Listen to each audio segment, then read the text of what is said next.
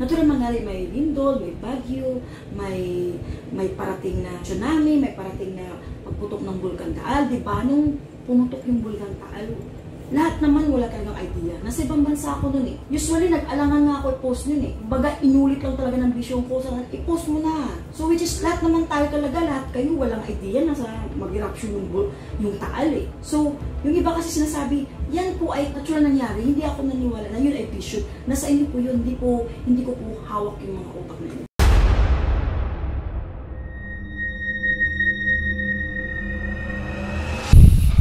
Hello po mga ka-PTV, sa video na ito ay tatalakayin natin ang babala ng ingay at alulong ng mga hayop sa nagbabadya na kapahamakan ng isang probinsya na ito sa Pilipinas.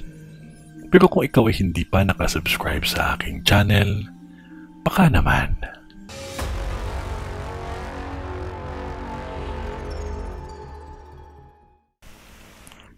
May nakikita ako sa vision ko na may isang bahagi o lugar ang magkakaroon ng paglubog ng lupa. Mahahati man ito, ngunit malalim ang butas nito. Ang mga lamang dagat ay lalapit sa dalampasigan at makakaranas ng lindol lalo na sa pag-angat ng tubig sa karagatan. Lindol sa tubig at lupa ang yayanig. Sa taong 2024, laging makakaranas ng lindol sa lupa at tubig ang probinsyang ito. Bago mangyari ang pag-angat ng tubig, makikita ninyo ang paglipad o paglabas ng mga ibon sa kalawakan. Huwag ninyo itong katakutan ang mga ingay o alulong ng mga hayop. Ito ay pagbabadya na maging maingat ng doble. At masigit na laliman ang panalangin.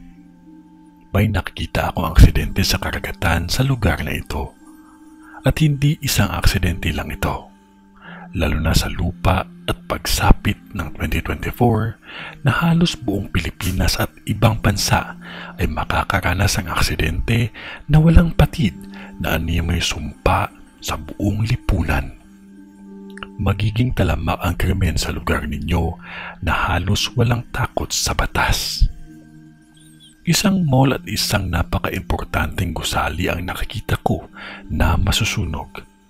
Kahit pagsapit ng hamon ng kalikasan sa taong 2024, dapat mas taimtim na dasal ang gawin dahil matindi ang hamon ng kalikasan na inyong dadanasin. Ingatan ang inyong sarili at ang mga anak upang makaiwas sa krimen sa mga taong walang takot kumitil ng buhay, mabata man o matanda. Laging pagmasdan ang bawat alon sa karagatan. Kung mapapansin nyo na may kakaiba, mas mainam lumayo na lamang kayo.